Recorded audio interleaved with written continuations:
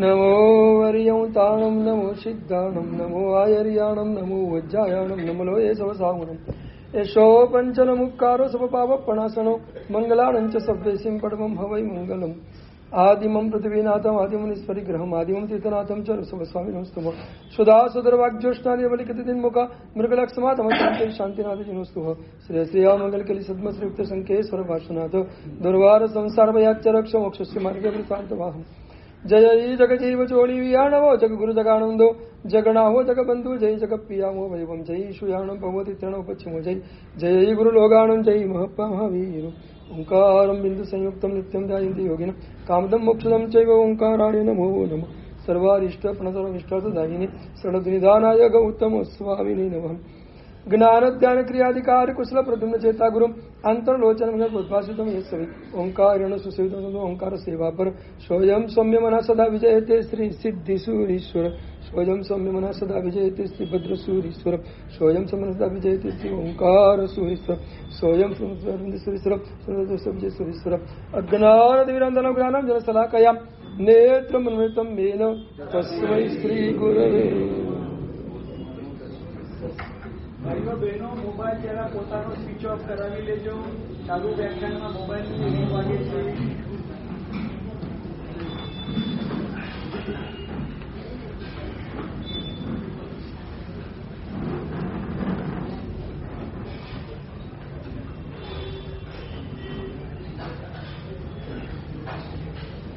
દીઠો સુવિધિ જીણન સમાધિ રસે ભર્યો લાલ ભાષ્યો આત્મ સ્વરૂપ અનાદિનો વિશ્ર્યો લાલ સકલ વિભાગ ઉપાધિ થકી મનો ઓસર્યો હોલા સત્તા સાધન માર્ગ ભણી સંચર્યો હોલા.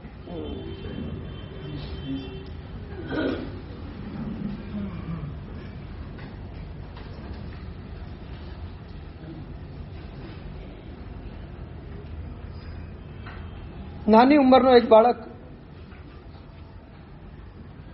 એની માતાએ એના બંને હાથની અંદર સોનાના કંકણો પહેરાવ્યા.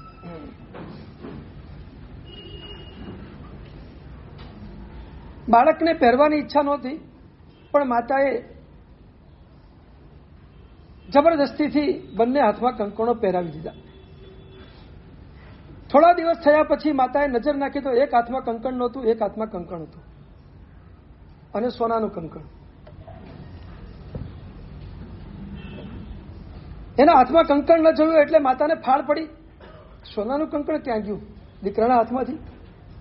મેં બે પહેરાવ્યા છે, કેટલા દિવસ સુધી એના હાથમાં બે જોયા પણ છે, અને આજે એક નથી અને એક છે. એને દીકરાને પૂછ્યું કે બેટા એક કંકણ ક્યાં ગયું? મમ્મી ખોવાઈ ગયું. એટલી સહજતાથી દીકરો બોલ્યો ખોવાઈ ગયું.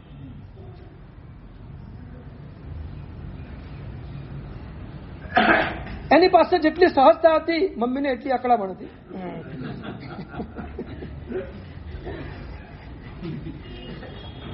અને મમ્મીએ પૂછ્યું બેટા ક્યાં ખોવાઈ ગયું? તો મમ્મી ચાલ મારી સાથે, હું તને બતાવું ક્યાં ખોવાઈ ગયું છે, ચાલ મારી સાથે. અને મમ્મી અને છોકરો એને છેક નદીના કિનારે લઈ ગયો. નદીના કિનારે લઈ ગયા પછી મમ્મી ઊભી છે, છોકરો ઊભો છે, બિલકુલ પાણીની બાજુમાં બંને ઊભા છે. છોકરા હાથમાંથી બીજું કંકણ કાઢ્યું અને તળાવમાં નદીમાં ફેંક્યું અને પછી કીધું મમ્મી અહીંયા ખોવાઈ ગયું છે.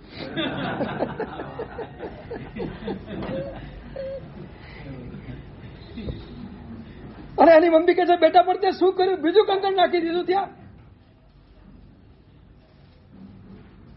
અને દીકરો કે છે માં, આ બંને કંકણો મને બહુ બેડી જેવા લાગતા હતા એટલે મેં બે કાઢી નાખ્યા. અને હવે મને એટલો બધો આનંદ છે કે આ મોહ માયાથી હું મુક્ત બની ગયો.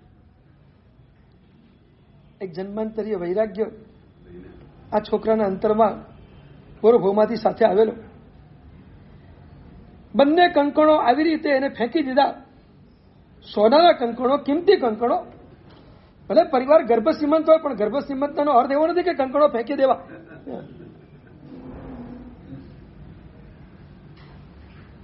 મમ્મી એને કહી રહી છે કે બેટા આપણે ગર્ભશ્રીમંત ભલે હોય પણ આવી રીતે કંકણ નખી દેવાય, ધ્યાન રાખવું જોઈએ ત્યારે.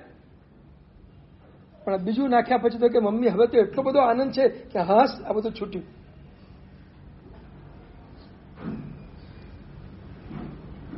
એક ખોવાઈ ગયા પછી એને બતાવવા માટે બીજું નાખી દેવાનું.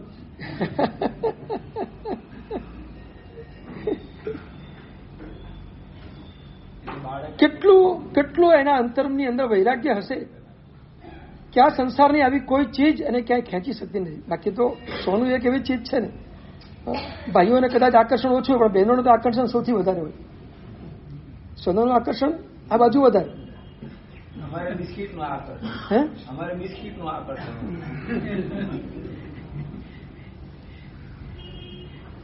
તમારે બિસ્કિટનું આકર્ષણ છે, કેટલા બિસ્કિટ ભેગા થયા એનું આકર્ષણ છે.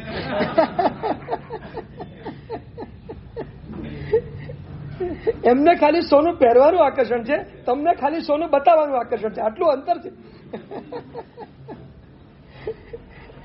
બહેનોને પહેરીને આમ મજા માણવાની હોય અને તમને બતાવીને મજા માણવાની હોય. પહેરવાનો તમને આનંદ હોતો જ નથી કઈ. તમે તો ખાલી આમ બતાવવાનો આનંદ હોય, મારી પાસે આટલું છે, બસ બીજું કઈ છે નહીં. સકલ વિભાવ ઉપાધિ થકી મને ઓસર્યો લાગે. પરમાત્માના શાસનમાં આપણે ભીતરમાં જવું છે, અંદરની યાત્રા આપણે શરૂ કરવી છે. તો એ શરૂ કરવા માટે દેવચંદ્રજી મહારાજ કહે છે, વિભાવો અને ઉપાધિ ઉપરથી તારા મનને તું ઉઠાવી લે. મનને ઉઠાવી લેવું છે. ઉપાધિ અને વિભાવ બે વચ્ચેનું એક નાનકડું અંતર આજે બતાવી દઉં.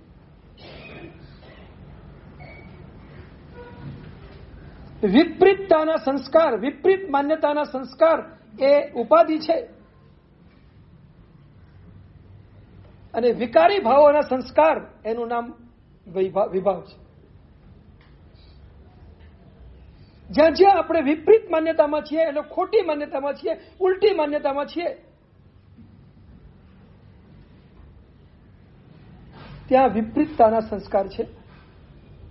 અને જ્યાં રાગાદી પરિણામો છે, રાગ છે, દ્વેષ છે, મોહ છે, ઈર્ષ્યા છે, અસૂયા છે, આવા જે કસાયિક ભાવો છે, ક્રોધ, માન, માયા, લોભ વગેરે, એ બધા જે ભાવો આપણી ભીતરમાં પડ્યા છે, એ બધા વિકારી ભાવો છે અને બધા વિભાવ છે. થોડાક ઊંડા જઈએ તો દર્શન મોહનીય કર્મના ઉદયથી જે સંસ્કારો આવે છે એ વિપરીતતાના સંસ્કારો છે, અને ચારિત્ર મોહનીય કર્મના ઉદયથી જે આવે છે એ વિકારી ભાવના સંસ્કારો છે. એકમાં વિકાર છે ને એકમાં વિપરીત માન્યતા પડેલી છે. એકમાં ઊંધી માન્યતા છે અને એકમાં પદાર્થો પ્રત્યેનું તીવ્ર આકર્ષણ છે. આ બંને સંસ્કારો આપણને સતત પરેશાન કરી રહ્યા છે. આમ તો અનાદિકાળથી આપણા જીવનની અંદર આપણી ભીતરમાં 3 સંસ્કારો પડેલા છે. 3 વાત નીકળી જ છે તો જરા થોડુંક વિશ્લેષણ કરી દઉં. એક સંસ્કાર પડ્યા છે વિપરીત માન્યતાના, એક સંસ્કાર છે વિકારી ભાવોના, અને એક સંસ્કાર છે પાપ ક્રિયા કરવાનો.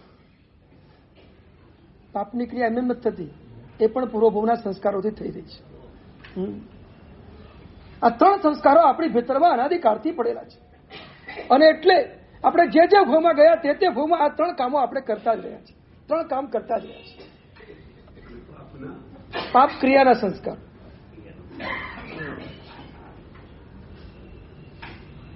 જે જે ભવમાં ગયા તે ભવમાં વિપરીત મળતા લઈને ગયા, એટલે જ્યાં ગયા જે મળ્યું એમાં મારા આપણને સંસ્કાર કર્યા, સુખ બુદ્ધિના સંસ્કાર કર્યા, સુરક્ષાના ભાવોના સુરક્ષાના ભાવો એમાં બરાબર ઉમેરી દીધા. આ 3 આપણે વિપરીત માન્યતાના સંસ્કાર પોષતા આવ્યા છે.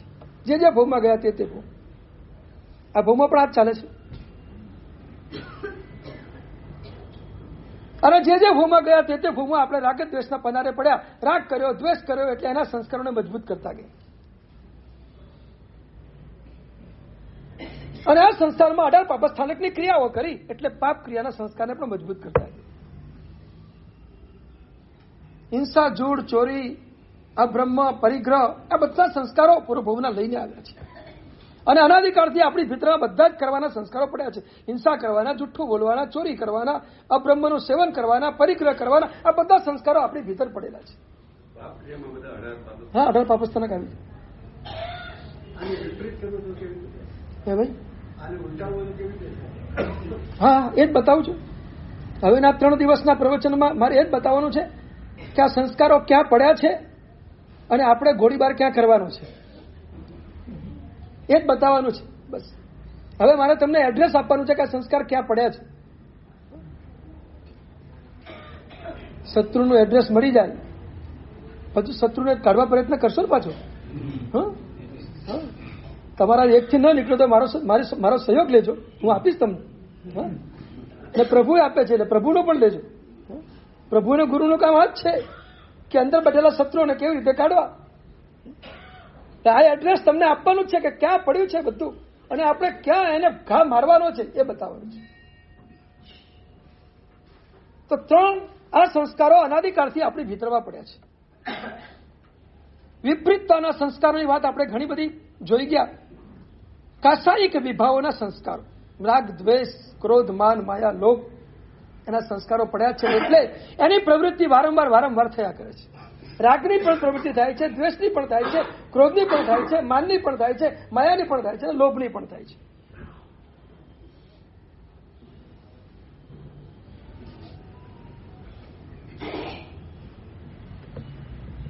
આપણા અહમ ઉપર ઘા પડે છે એટલે ક્રોધ જાગે છે. આપણો અહમ પુષ્ટ થાય છે એટલે માન કસાય પોસાય છે.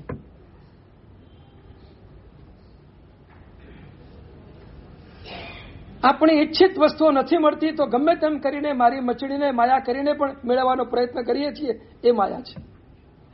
સીધી રીતે ન મળે તો માયા કરીને મળે. અને વસ્તુને, પદાર્થોને મેળવવાની ઝંખના, મેળવવાની ઈચ્છા એ લોભ કસાયનો ઉદય છે. બધું આપણી ભીતર પડ્યું છે. ક્રોધમાં પણ છીએ, માનમાં પણ છીએ, માયામાં પણ છીએ, લોભમાં પણ છીએ. જરૂર પડે ત્યારે ક્રોધ કરીએ, અવસર આવે ત્યારે માન કસાયમાં જતા રહીએ, માયામાં જતા રહીએ અને લોભ સતત ચાલુ છે. આમ 24 કલાકમાંથી કઈ એવી ક્ષણ છે કે જે ક્ષણ તેમને એમ થાય કે હવે કશું જોઈતું નથી? અહીંયા જ. તો અહીંયા આવો ત્યારે એક વાત નક્કી કે કશું જોઈતું નથી, એ ફાઇનલ.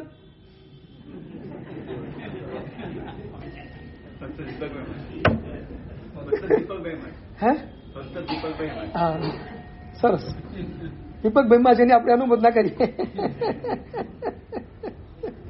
બહુ અઘરું છે. એક જરૂર તમને કહીશ, કોન્શિયસ માઇન્ડ કદાચ એ વખતે આ ભાવમાં ન હોય કે મારે કંઈ જોઈએ છીએ, પણ અનકોન્શિયસમાં આ ધારા અંદર સતત ચાલુ છે. શું? હા, લોભ કસાય 10મા ગુંઠાણે પૂરો થઈ જાય, 12મે સુધી ન હોય. 12મેની શરૂઆત વિતરાગ અવસ્થા છે. બધા કસાયો પૂર્ણ થઈ ગયા. 10મા ગુણસ્થાનકના અંતે બધા લોભ કસાય છેલ્લો પૂરો થઈ જાય. છેલ્લામાં છેલ્લો નીકળે લોભ. એના ઉપરથી ખબર પડે કે સૌથી ખતરનાક લોભ છે. કારણ કે આપણી ભીતરમાંથી સૌથી છેલ્લો જે રવાના થાય છે ને એનું નામ લોભ છે. પેલો ક્રોધ જાય, પછી માન જાય, પછી માયા જાય અને છેલ્લે લોભ જાય. અને છેલ્લે લોભને કાઢવા માટે આત્મા એટલો પુરુષાર્થ કરવો પડે, એટલો બધો પુરુષાર્થ કરવો પડે. શાસ્ત્રકારો લખે છે અડધા રાજલોક પ્રમાણના સ્વયંભૂ રમણ સમુદ્રને 2 હાથથી તરતા જે થાક લાગે એના કરતા પણ વધુ થાક આ છેલ્લે લોભને કાઢતા લાગે છે. જે ઉપમાઓ આપી છે આ પુરુષાર્થને, આપણે આમ છક થઈ જઈએ કે કેટલો પુરુષાર્થ આત્મા કરે છે એ વખતે છેલ્લે અંતિમ આ લોભને કાઢવા માટે 10મા ગુણસ્થાનકના અંતે. આપણે તો શાસ્ત્ર વાંચીને વાત કરીએ છીએ, અનુભવ તો આપણી પાસે છે નથી, મારી પાસે તમારી પાસે, કારણ આપણે કોઈ 10મા ગુંઠાણે પહોંચ્યા નથી એટલે એ અનુભવ તો નથી. પણ શાસ્ત્રકારો જે કહે છે એને આપણે વાંચીએ છીએ. કેટલો બધો અઘરો છે આ લોભ કાઢવો, બહુ ખતરનાક છે, નથી નીકળતો જલ્દી.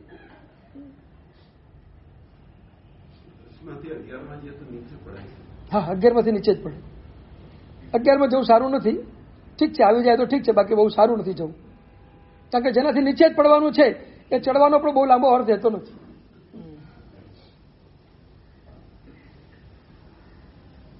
10મેથી 12મે જઈએ તો એક સપક શ્રેણી કહેવાય, 10મેથી 11મે જઈએ તો ઉપસમ શ્રેણી કહેવાય. આપણી વાત એ ચાલે છે કે આ કસાયોના પનારે આપણે પડેલા છીએ. કોઈ પણ સમયે કોઈ પણ કસાયમાં આપણે પહોંચી જઈએ છીએ. અને આ જે વૈભાવિક ભાવો છે કસાયોના ઉદયના, એને તોડવા પડશે. આમ તમને એટલો પ્રશ્ન પૂછેલો, ક્રોધ તમને પરેશાન કરે છે કે ક્રોધમાં આનંદ આવે છે?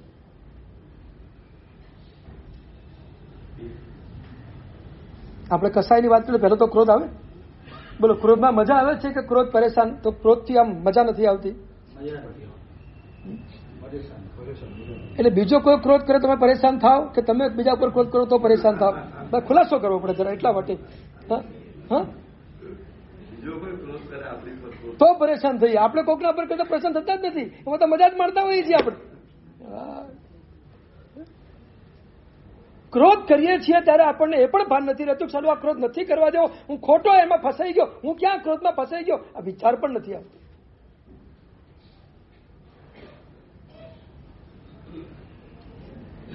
ક્રોધ થવો એ ચારિત્ર મોહનીય કર્મનો ઉદય છે અને ક્રોધને સારો માનવો એ દર્શન મોહનીય કર્મનો ઉદય છે.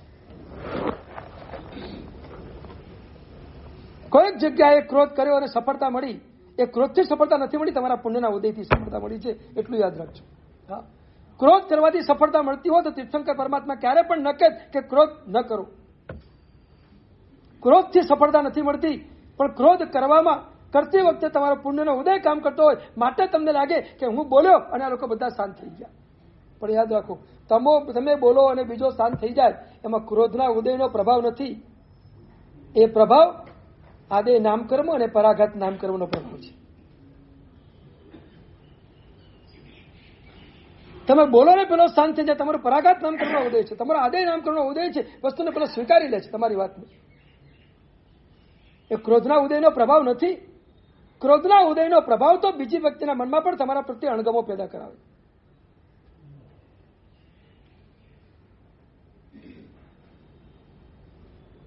એટલે ફરી પ્રશ્ન પૂછું,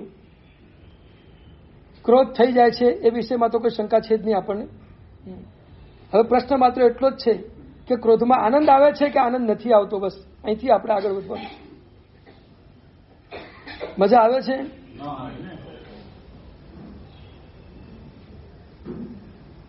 આમ કોકને બોલ્યા પછી એમ લાગે આપણે બરાબર બોલ્યા છે, બરાબર બોલ્યા છે ને, બોલવા જેવું જ હતું અહીંયા આગળ તો.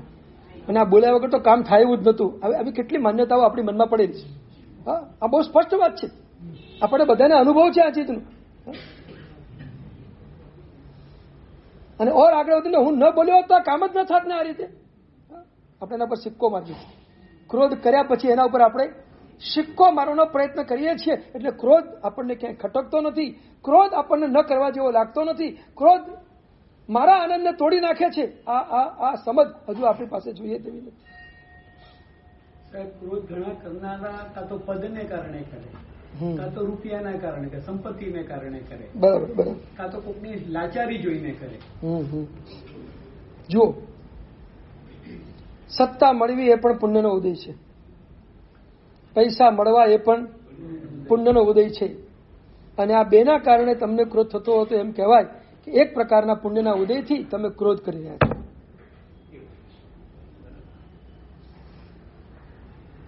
પુણ્યના ઉદયનો ઉપયોગ જો આપણે ક્રોધમાં કરતા હોઈએ તો સમજી લેવાનું આ ક્રોધ અને આ પુણ્યનો ઉદય આપણને પાપાનું બંધીમાં લઈ જઈ રહ્યો છે.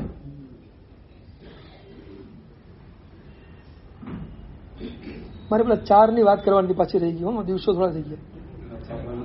હા, ચતુર્ભંગી સમજાવવાની હતી, બહુ મજાની ચતુર્ભંગી છે.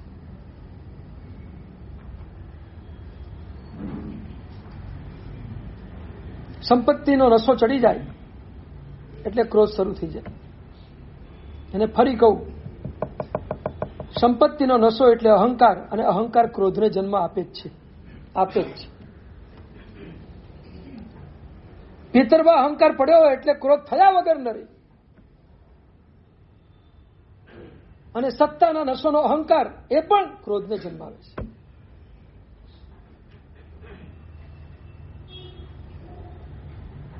એટલે તો શાસ્ત્રકારો કહે છે તમે ગમે ત્યાં પહોંચો, ગમે તેવી પદવીએ પહોંચો કે ગમે તેવા પુણ્યના ઉદયના શિખર ઉપર પહોંચો, પણ તમારી પાસે નમ્રતા રાખીને ચાલો. જો નમ્રતા નહીં હોય અને ક્ષમતા નહીં હોય તો 100% તમે તમારા આત્માને અન્યાય કરી બેસશો. બીજાને થાય કે ન થાય, તમારા આત્માને 100% અન્યાય થશે.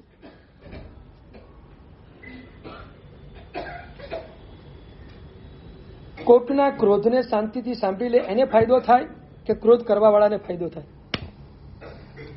અંદરની દૃષ્ટિએ, આધ્યાત્મિક દૃષ્ટિએ ફાયદો કોને થાય? સાંભળવાથી ફાયદો કે કરવાથી ફાયદો? બહુ શોર્ટમાં જઈએ આપણે, બરાબર છે? બોલો. કરવાથી નુકસાન છે નક્કી, અને સાંભળવાથી ફાયદો છે. સોક્રેટિસ છે ને, સોક્રેટિસ તત્વચિંતક માણસ, એના ઘરે આવેલા વિદ્યાર્થીઓને ભણાવી રહ્યો હતો, અને બપોરનો લગભગ 12 વાગ્યાનો સમય થયો, જમવાનો ટાઈમ થઈ ગયો. એની પત્નીએ નીચેથી 2-3 વખત બૂમ પાડીને કીધું, જમવા આવો, ટાઈમ થઈ ગયો છે. પણ એ ભણાવવામાં એટલો બધો મશગુલ હતો કે એને શબ્દ સાંભળ્યા પણ નહીં અને ઉઠવાની કોઈ ઈચ્છા પણ નથી. ટોપિક એટલો સરસ ચાલતો હતો કે હજુ આગળ ચલાવી, અને વિદ્યાર્થીઓ પણ બહુ ધ્યાનપૂર્વક અને બહુ સારી રીતે ગ્રહણ કરી રહ્યા હતા. સોક્રેટિસ બોલે જ ગયો.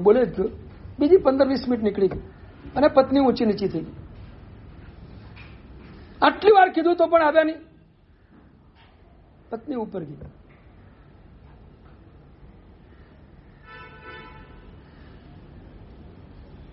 એક ગરમ પાણીનો ગ્લાસ લઈને ઉપર ગઈ અને કશું બોલ્યા વિના સીધો ગરમ પાણીનો, ફળફળતા પાણીનો ગ્લાસ સોક્રેટિસના મોઢા ઉપર નાખી દીધો. બધા વિદ્યાર્થીઓ સ્તબ્ધ થઈ ગયા. અરે આ શું, કઈ અચાનક.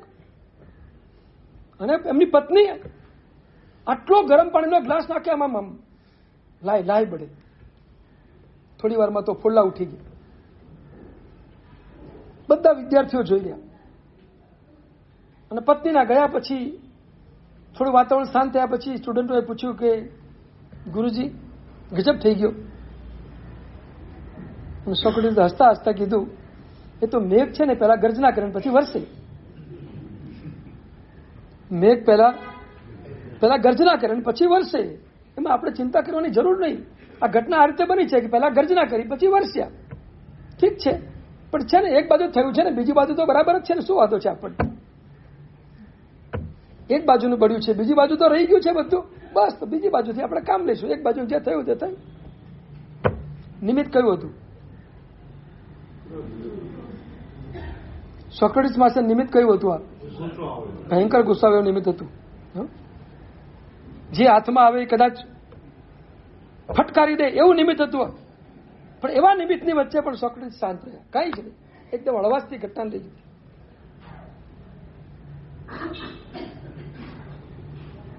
આપણે તો આવી ઘટના બનતી નથી કોઈ દિવસ. તમે કેટલા પુણ્યશાળી છો બોલો. સોક્રેટિસ કરતા તમારું પુણ્ય તો ખરેખર સારું છે. હા, તમારા ઘરે પણ આવી કોઈ ઘટના બનતી નથી ક્યાંય?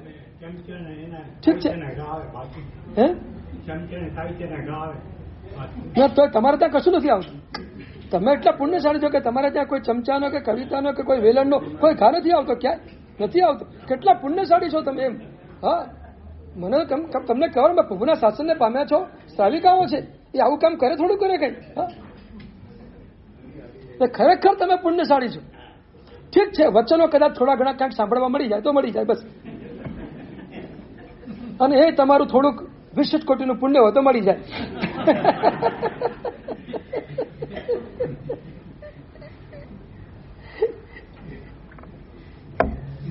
તમને અનુભવ નથી.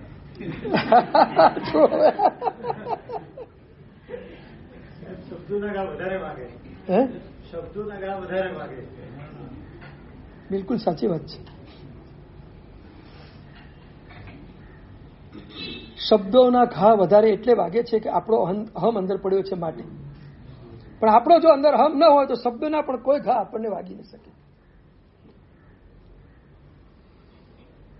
એટલે મૂળ વસ્તુ તો આપણે આપણા અહમને અંદરથી તોડવાનું છે, અને નહીં તૂટે ત્યાં સુધી આ બધા કસાયના વિભાવમાં આપણે ગયા વગર નહીં. સતત કસાયના વિભાવમાં જઈ રહ્યા છીએ. કોઈ પણ ચીજને આપણે હળવાશથી ક્યારે પણ લઈ શકતા નથી. તમે કેટલું સહન કરી શકો? એક આપણે આજે વિચારણા કરીએ કે કોઈ પણ વ્યક્તિ મારી સામે ગમે તેટલો કસાય કરે અને ગમે તેવી કસાયની પ્રવૃત્તિ કરે, હું ક્યાં સુધી એને સ્વીકારીને ચાલુ? ક્યાં સુધી, કેટલા સુધી થાય તો સ્વીકારીને ચાલુ? એની કોઈ લિમિટ બાંધશું આપણે આજે? સામેની વ્યક્તિના ક્રોધને ક્યાં સુધી આપણે ચલાવી શકીએ, ઇન શોર્ટ આટલી વાત છે. કેટલી હદ સુધી હોય તો આપણે ચલાવી શકીએ. આમ એક સમાપ્તાનું પર્વ તો હવે નજીકમાં જ આવે છે. સમાપના ક્યાં સુધી આપણે ચલાવી શકીએ બોલો?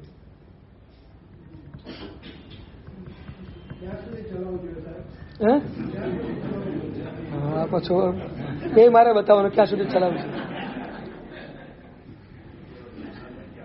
ચાલો એક શાસ્ત્રીય પ્રસંગ કહીને ક્યાં સુધી ચલાવ થોડી વાત કરી દઉં. પ્રશ્ન આવ્યો છે તો વાત કરી દઉં. બે સંયમી આત્માઓ હતા અને કોઈક ગામમાં ક્યાંક ચોમાસું ગયા. ચોમાસામાં વરસાદ ન પડે, વરસાદ ખેંચાયો, લંબાયો, લોકોમાં હુવાપો શરૂ થયો કે આ મહાત્માના કારણે અને એમને બાંધ્યું છે માટે ચોમાસામાં વરસાદ. રાજસ્થાનમાં એક માન્યતા ખરી આવી, રાજસ્થાનમાં લગભગ ખરી. રાજસ્થાનમાં જો વરસાદ ખેંચી જાય ને તો ત્યાં રહેલા મહાત્માને બહુ મુશ્કેલી થઈ જાય. હા, કારણ કે લોકોમાં એક પ્રવાહ ચાલે છે કે આ વાણિયાના સાધુ ભગવંતો એ વરસાદને બાંધી દેશે. હા, આવી એક લોકવાક્યતા રાજસ્થાનમાં ઠેક ઠેકાણે છે. અહીં કોઈ રાજસ્થાની હોય તો એને ખબર હશે, બાકી અમે તો બધા અનુભવ કરીને જ આવ્યા છીએ. એટલે હા, કર્યા છે અનુભવ, બધા કર્યા છે. હા, અનુપ મંડળ, ખાસ કરીને અનુપ મંડળ. અનુપ મંડળે એટલો બધો આ એક ભ્રમ લોકોમાં ફેલાવ્યો છે અને એવા બધા લોકોને તૈયાર કર્યા છે કે આ લોકો બસ એમને વરસાદમાં ચલાવી લે, એ વરસાદને અડે તો એમને પાપ લાગે, એટલા માટે લોકો વરસાદ બાંધી દે છે. આવી માન્યતાઓ એમને ઠેક ઠેકાણે રાજસ્થાનમાં ફેલાવી છે. રાજસ્થાનમાં અમે જો ચોમાસું કરીએ ને તો જો ભૂલે ચૂકે વરસાદ ન પડ્યો તો બહુ મુશ્કેલ, અમારે બહાર નીકળવું પણ ભારે પડી જાય. એ સ્થિતિ રાજસ્થાનમાં ઊભી થઈ જાય, ઉપાસમાંથી બહાર ન નીકળે. અહીંયા પણ એ સ્થિતિ થઈ. લોકો સમજ્યા કે આ લોકોએ વરસાદ બાંધી દીધો છે, વરસાદ પડતો નથી એટલે મારા સાહેબ જ કારણ છે. અને એટલે હવે લોકો મારા સાહેબ ઉપર તૂટી પડે. બે મહાત્મા હતા અને બંને ઉપર તૂટી પડ્યા. પહેલા તો એમને અપશબ્દ બોલ્યા, જેમ તેમ ન બોલવાનું બધું બોલ્યા. અને ત્યાં સુધી મારા સાહેબે બહુ ક્ષમતાપૂર્વક બધું સહન કર્યું. અપમાન કર્યું, આક્રોશ કર્યો, ગાળો આપી, તોય પેલા શાંત છે, તોય પેલા શાંત છે. ક્યાં સુધી કર્યું એની વાત કરું છું.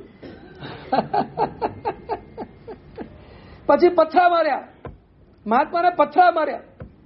પથરા આ લોકોએ સહન કરી લીધા. પેલા લોકોને થયું કે આ તો ક્યાંય ઉશ્કેરાતા જ નથી.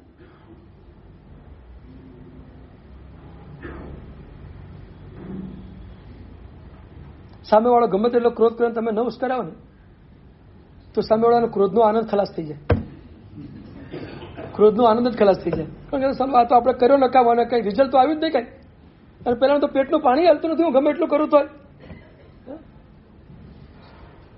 ક્રોધ કરતી વખતે ક્રોધ કરનારના માણસના મગજની અંદર એક માનસિકતા પડેલી હોય છે કે કોઈ પણ રીતે હું આને માનસિક પરેશાન કરું.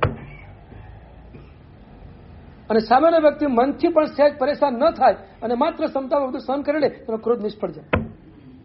પેલાનો ક્રોધ કઈ કામ ન કરે, નિષ્ફળ જતો.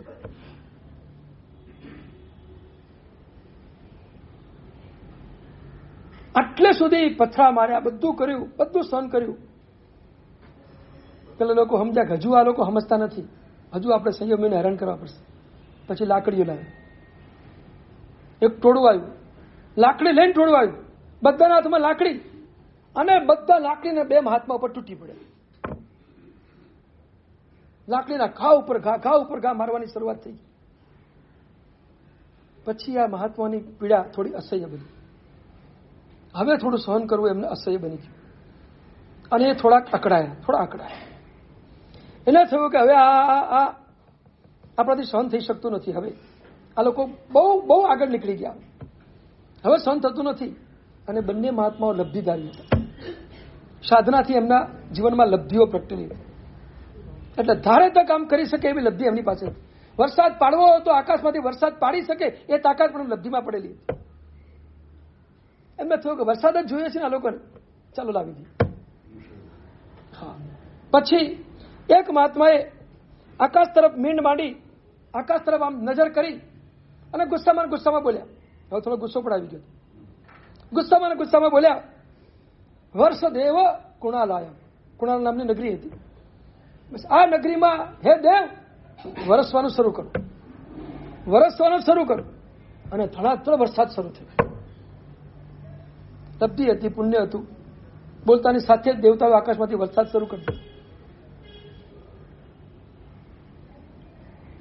અને મુશળધાર વરસાદ શરૂ થયો એટલે બીજો સંયમી બોલ્યો, દિનાની પંચદશ, 1-2 દિવસ નહીં, લગાતાર 15 દિવસ સુધી વરસાદ ચાલુ રહ્યો. અને લગાતાર 15 દિવસ સુધી વરસાદ ચાલુ ને ચાલુ, ચાલુ ને ચાલુ. અને પાછો પહેલો સંયમી બોલ્યો, એટલું જ નહીં, નિત્યમ મુસલધારાભિ, 15 દિવસ મુસલધાર રીતે પડો, જરા પણ અટક્યા વગર ધારદાર રીતે 15 દિવસ વરસાદ પડો.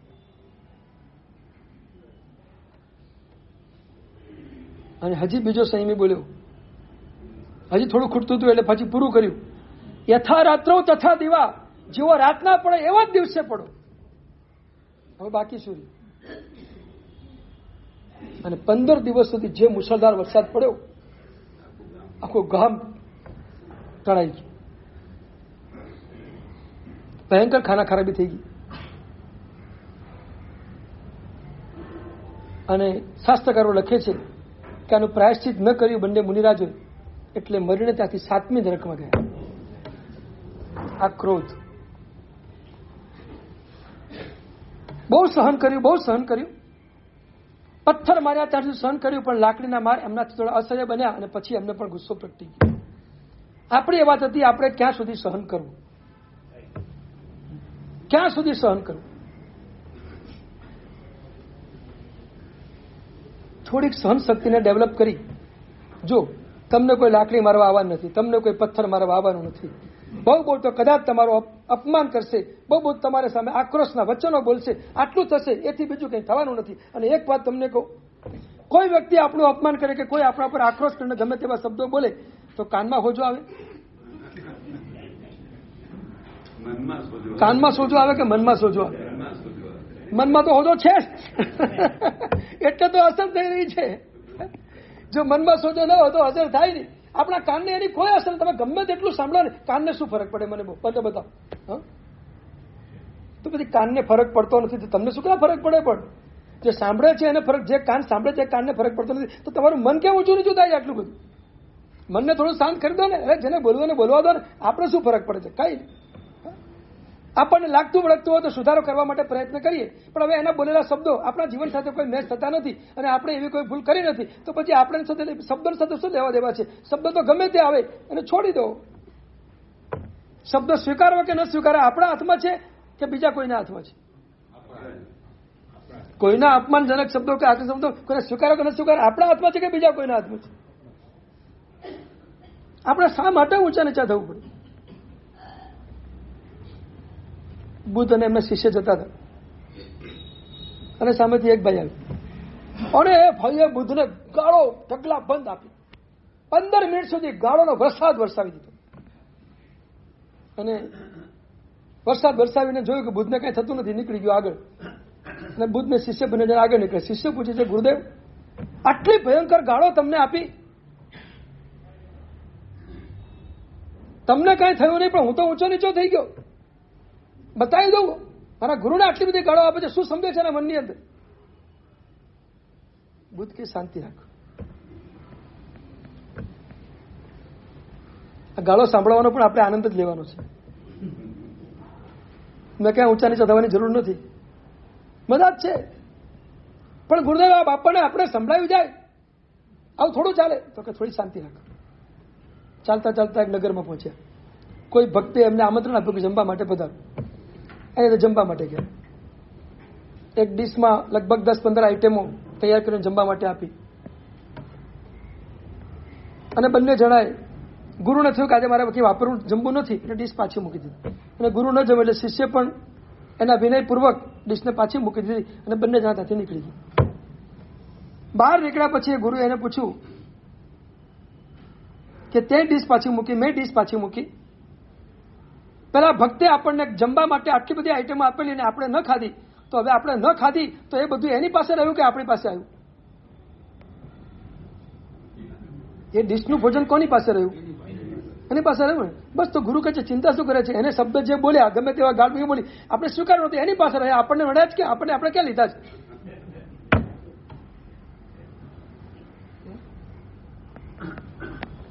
શું મજાની વાત છે.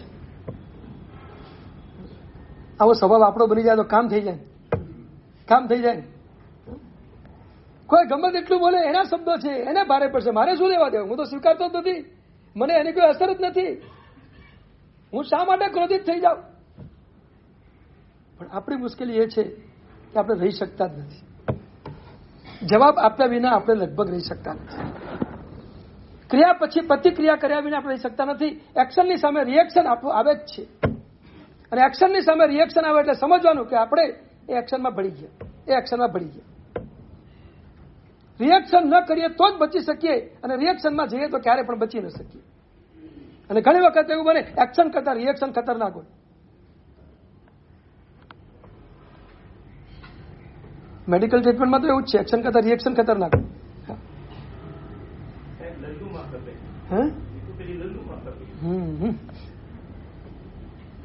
ભૌતિક જગતમાં કોઈ આપણને લલ્લુ કે તો શું ફરક પડે છે? આધ્યાત્મિક જગતમાં તો આપણે એનાથી શ્રેષ્ઠ સાબિત થઈએ છીએ.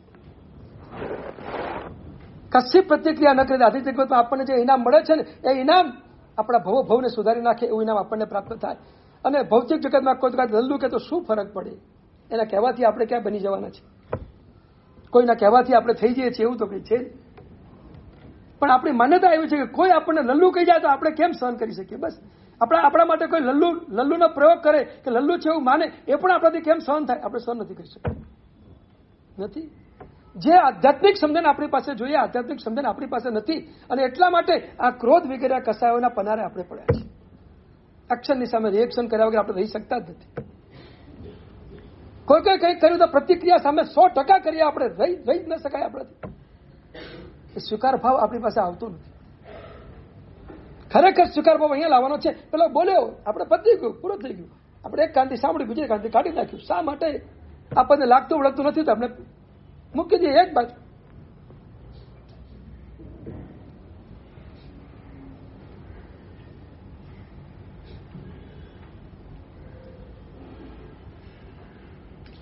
કોઈ વ્યક્તિ તમને કોઈ ભેટ આપી જાય અને તમને એમ લાગે કે આ મારા જીવનમાં કોઈ ઉપયોગી નથી, તમે શું કરો? બાજુ મૂકી દો. શું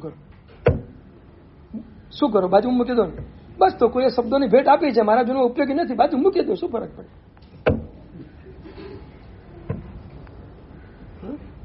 આમ તો કેટલું સરળ છે, કેટલું ઈઝી છે. અને આ જો જીવનમાં આવી જાય તો કામ પતી જાય, ક્રોધ બોધ બધું નીકળી જાય. આ વિભાવો, ક્રોધ માન માયા લોભના વિભાવો, રાગત દ્વેષના વિભાવ, એ આપણા વિકારી ભાવો છે. ચારિત્ર મોહન્ય કર્મણાવતી થતા વિકારી ભાવો, અને વિકારી ભાવોમાં આપણે ફસાયેલા છીએ. એમાંથી આપણે બહાર નીકળવું છે.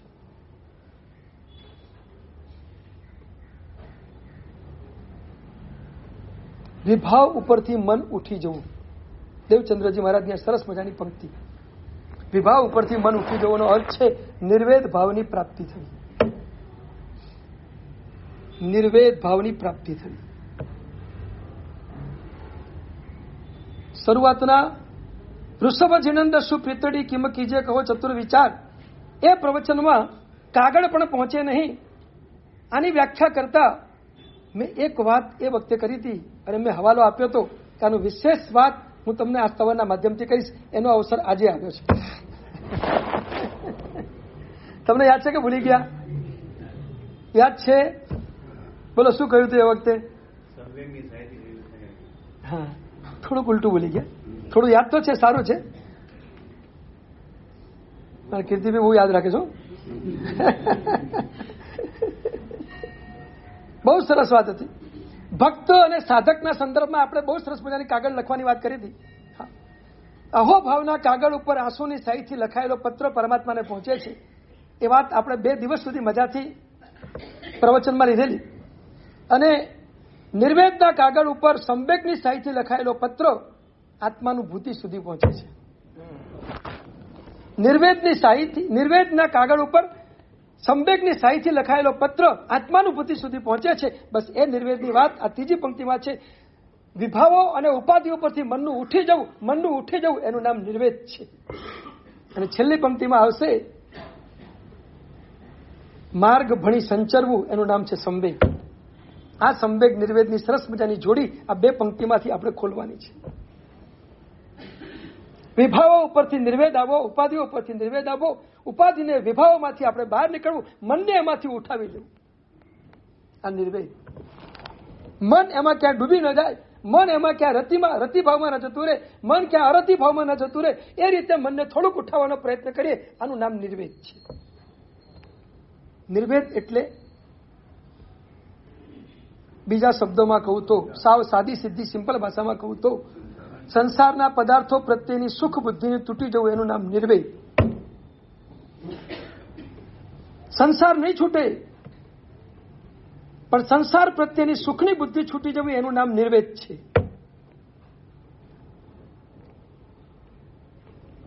આ તોડવું છે. જે સંસારના પદાર્થો પ્રત્યેનો રાગ થઈ રહ્યો છે અને સુખની બુદ્ધિથી જે રાગ થઈ રહ્યો છે, એ ક્યાંક તૂટી જાય, એના ઉપરથી મન ઉઠી જાય. ઉત્તરાધીન સૂત્રમાં મૃગાપુત્રનું આખું એક જબરદસ્ત અધ્યયન આવે છે. મૃગાપુત્રી અધ્યયન. મૃગાપુત્ર એક શ્રીમંત પરિવારને ત્યાં જન્મેલો દીકરો છે. અત્યંત શ્રીમંતાઈ એની પાસે છે. એનું વર્ણન કરતા એવું લખ્યું છે કે એની નીચેના એના ઘરની જે નીચેની ફરશ છે, તળિયું, એ પણ હીરા અને મોતી અને મણીઓથી જડેલું છે. હવે તમે કલ્પના કરો, જેનું તળિયું આવું હોય એનું તો પછી બાકીનું બધું તો કેવું હોય.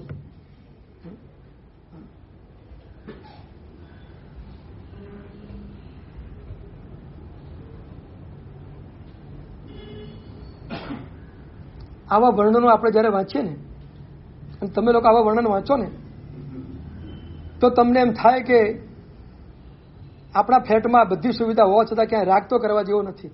કારણ કે છે શું આમાં, છે શું આમાં, છે શું? 7 માળની હવેલી સાલીભદ્ર પાસે હતી અને હાથમાં માળે જતો હતો, નીચે ઉતરતોય નહોતો. કેટલું ગજબનું પુણ્ય હતું સાલીભદ્રનું.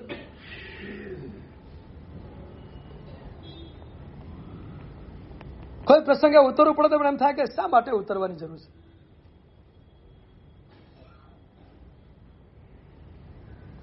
આટલી સાહેબી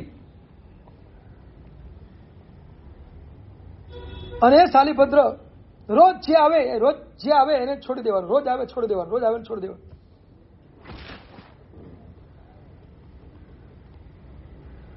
સાલીભદ્ર એકને એક ઘરેણા બીજે દિવસે પહેરતો નહોતો.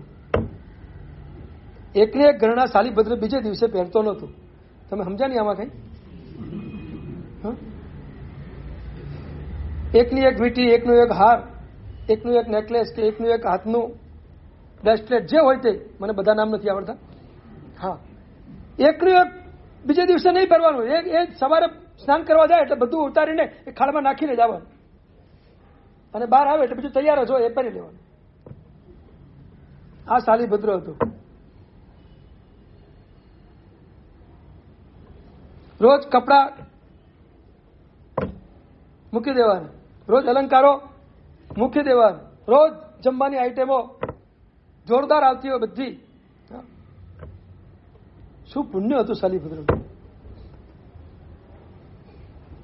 આમ તમને સાલીભદ્રનું આ પુણ્ય ગમે ખરું? તમને સાલીભદ્રનું આ પુણ્ય ગમે? હા, 99 પેટી આવતી હતી એ ગમે કે રોજે રોજ આ બધું ત્યાગ કરતો હતો એ ગમે? હું સંયમ જીવનની વાત હમણાં નથી કરતો, હું તો સાધુ હમણાં એના ગ્રસ્ત જીવનની વાત કરું છું. ખાલી ગ્રસ્ત જીવનની વાત કરું છું. એ તમારા જેવા કપડામાં હતો ને એ વખતની વાત કરું છું. હા, આ રોજે રોજ બધું છોડી દે એ ગમે કે રોજ 99 પેટી આવતી હતી એ ગમે? તમને શું ગમે એમ મારું પૂછું છું.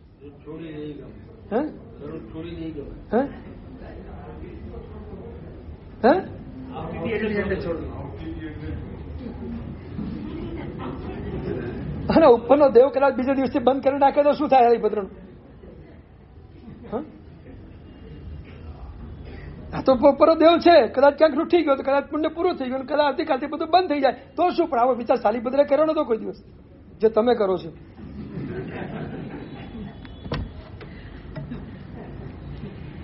સાલીભદ્રને વકીલ રાખવાની જરૂર નથી પડે, તમારે દરેક જગ્યાએ વકીલાત કરવી પડે.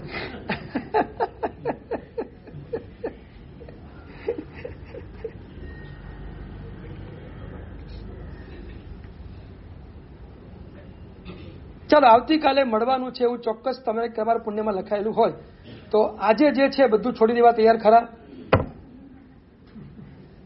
તો તૈયાર ખરા? હે, નક્કી?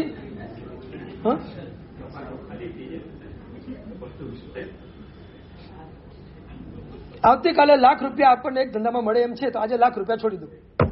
જેટલા મળવાના છે એટલા છોડવાના. આપણે એટલું નક્કી કરીએ, ચાલો બસ વધારે નહીં જવાનું. તમારી પાસે છે એટલું ન છોડો તો કઈ નહીં. આવતીકાલે જે નફો થાય એટલો નફો આજે મારે છોડી દેવો. અથવા તો કદાચ આવતીકાલે થઈ ગયા પછી હું એટલું વાપરી નાખું, એટલું નક્કી કરવું. ચાલો આપણે થોડાક લિબરલ બની તમારા માટે લિબરલ બનો થોડુંક. ચાલો, તમે શેમાં આવો એમ છો મને બતાવો. ત્યાગ કરવામાં તમે ક્યાં આવો એમ છે બતાવો. મુશ્કેલી છે મારે તમે બાંધવા કેવી રીતે? મારા બધા શસ્ત્ર બૂઠા પડે એવી હાલત થઈ ગઈ છે.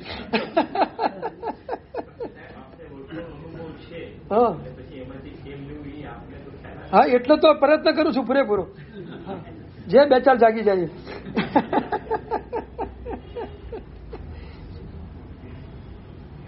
બાકી તો બાપા રોજ પ્રવચનમાં જતા હતા અને એક દિવસ બાપાને કંઈક કામ આવીને બહાર જવાનું હતું. દીકરો કે કઈ વાત નહીં બાપા, આજે તમારા વતી હું જઈશ. તો તારું કામ નહીં કે પ્રવચનમાં જવાનું? હવે સમજ્યા? નહીં સમજ્યા બરાબર?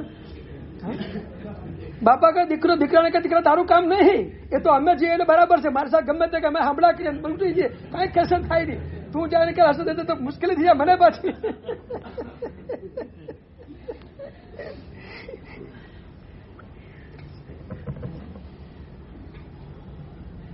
હું તો કઉ છું ગૃહસ્થ સાલીભદ્ર હતો ને એના મિની સાલીભદ્ર બનવું તો નક્કી કરો. કમસે કમ મિની સાલીભદ્ર બનો. બસ એ આગલા દિવસે છોડતો તો તમે એના પછીના દિવસે છોડો એટલું તો કમસે કમ નક્કી કરો. ચલો મળી ગયા પછી આપણે છોડવાનું. ચલો, તમને કદાચ તમારા પુણ્ય ઉપર વિશ્વાસ ન હોય કે કાલ કદાચ ન મળે તો કઈ નહીં, મળી ગયા પછી પણ છોડવાનું ખરું નક્કી. ચાલો કઈ વાત, હું તો બધું તમારી વાત માન્ય રાખીશ. ચલો, કેટલા ટકા? 60-40? 60-40? હું ટકાવારીમાં ચાલુ, તમે કોઈ એમ ચાલુ, મને ક્યાં વાંધો છે. હું બધી તૈયારી સાથે જ આવ્યો છું. માલ સેલ કરવો છે નક્કી છે. બોલો 60-40? 60-40 માં આવું છે તો આપણે તમે બોલો. ચલો ને, હું તમારી વાત સ્વીકાર, તમે તો બોલો તો ખરા. જે તમને ઠીક લાગે એ બોલો. ચલો, જે ઠીક લાગે બસ. હે,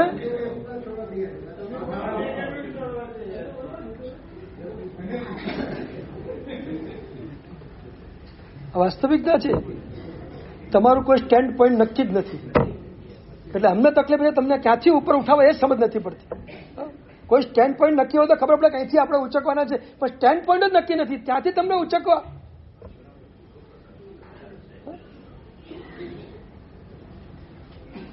60-40 ની વાત તો જવા દો. 80-20 માં તમે તૈયાર નથી, 10 માં તૈયાર નથી, 90-10 માં તૈયાર નથી.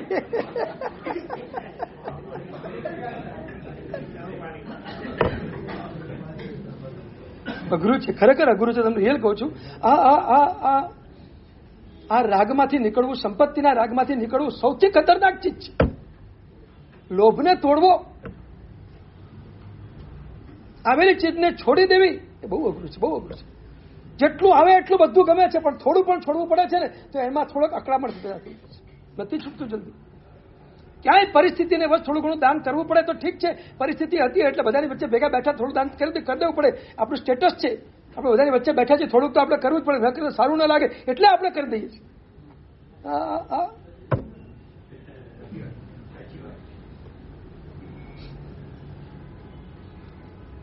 હા તો ન કરા. બાકી તમને પ્રશ્ન કરી દઉં, તમે પરિસ્થિતિને વશ દાન કરો છો કે તમારી પ્રકૃતિને વશ દાન કરો છો?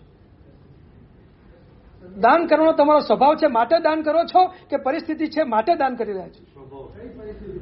હા, આ બધાની વચ્ચે બેઠા છે થોડું આપણે કરવું પડે એ પરિસ્થિતિ, બીજું શું?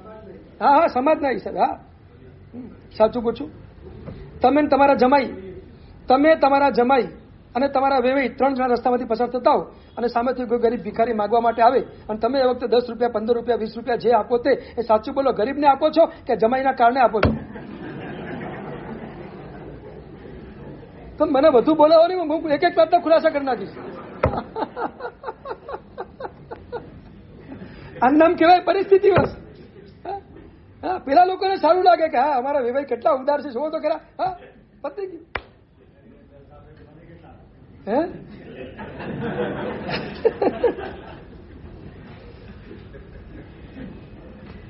જમાઈ ડાયો હોય તો તમારી બહુ લાંબી અપેક્ષા ન રાખે, ડાયો હોય તો.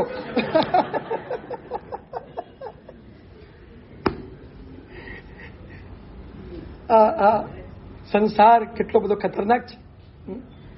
આ વિભાવો ઉપરથી મનને ઉઠાવવું, નિર્વેદ ભાવમાં જવું. એક નિર્વેદ ભાવનો અંશ પણ જો આપણામાં પ્રગટી જાય ને તો સમ્યક દર્શનની ભૂમિકા આપણી ભીતરમાં તૈયાર થઈ જાય. નિર્વેદ આવે એટલે સમ્યક આવે, ને સમ્યક આવે એટલે સમ્યક દર્શન આવે.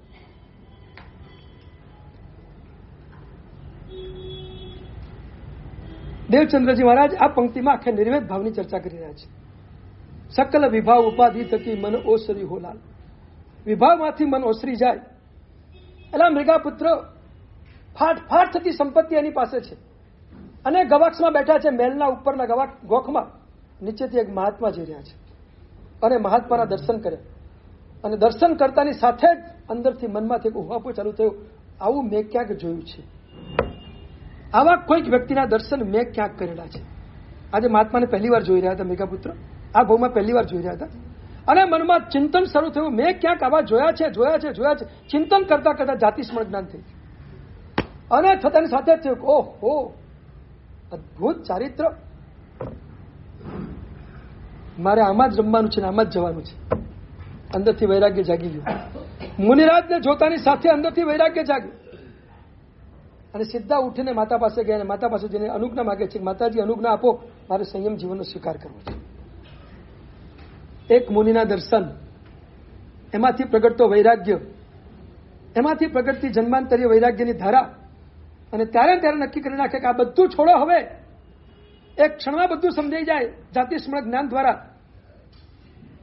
ક્યાંય ફસાવા જેવું નથી, નીકળો અહીંથી બહાર. અને માને કે છે માં રજા આપો, નીકળવું છે. 1 મિનિટમાં વિભાગ ઉપરથી મન ઉઠી જાય. જો સાચી સમજણ આપણી પાસે પ્રગટી જાય ને તો વિભાગ ઉપરથી મન ઉઠ્યા વગર ન રહે. પણ મને એ સમજણ નથી પડતી કે આપણી પાસે સમજણ કેટલી છે. શ્રદ્ધા, સમજણ અને રુચિ 3 તત્વો જો આપણી પાસે હોય તો 100% આ વિભાગ ઉપરથી મનને ઉઠાવવું સહેલું બની જાય. પણ સમજણ ન હોય, રુચિ ન હોય અને શ્રદ્ધા ન હોય તો ઉપર ઉઠવું ઘણું બધું અઘરું છે. દેવચંદ્રજી મહારાજે આપેલી આ સરસ તવરની 3 પંક્તિ એ આપણને સમજણ, શ્રદ્ધા અને રુચિ પ્રગટાવે છે.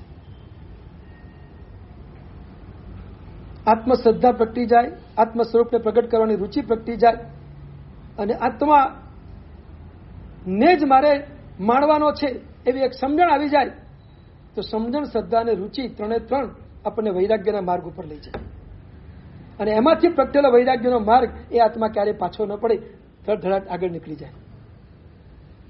સમજણ, શ્રદ્ધા અને રુચિ 3 તત્વોને આપણે બરાબર કેળવવા પડશે.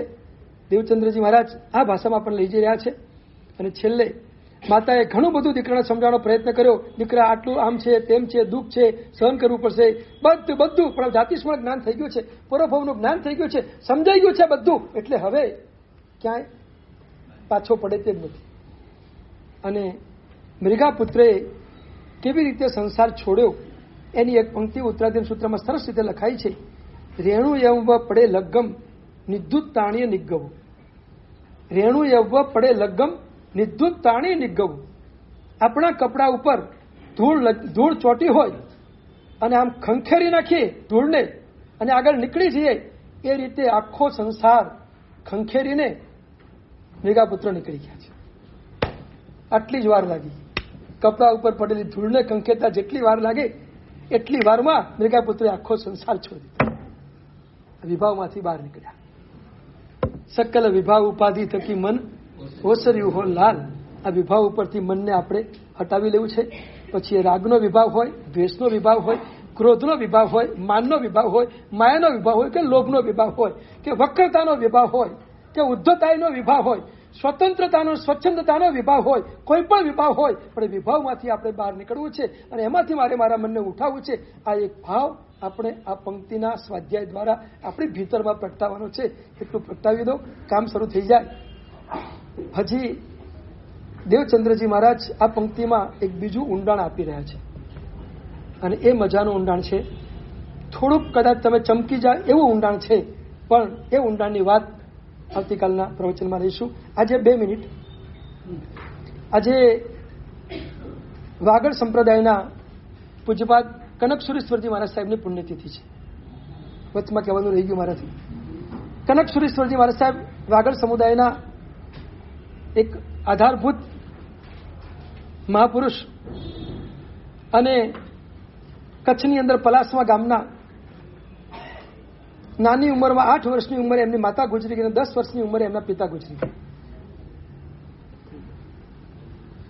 પણ એમનો આત્મા વૈરાગ્યના રંગે રંગાયો અને એમને સંયમ જીવનનો સ્વીકાર કર્યો. અને સંયમ જીવન સ્વીકાર્યા પછી એમને જે મસ્તીથી ચારિત્ર્યની પાલના કરી છે, અદભુત. ક્યાંય કોઈ પણ જાતનો દોષ ન લાગી જાય એની પૂરેપૂરી કાળજી એમને એમના સંયમ જીવનમાં લીધી છે. પૂરેપૂરી કાળજી. 3 અમૃત એમની પાસે હતા. વૈરાગ્યનું અમૃત હતું, પ્રભાવકતાનું અમૃત હતું અને સમર્પણ ભાવનું અમૃત એ એમની પાસે હતું. 3 વૈરાગ્ય, ખૂબ ધધકતો વૈરાગ્ય. ક્યાંય કોઈ પણ જગ્યાએ ઊંચી આંખ કરીને ક્યાંય જોયું.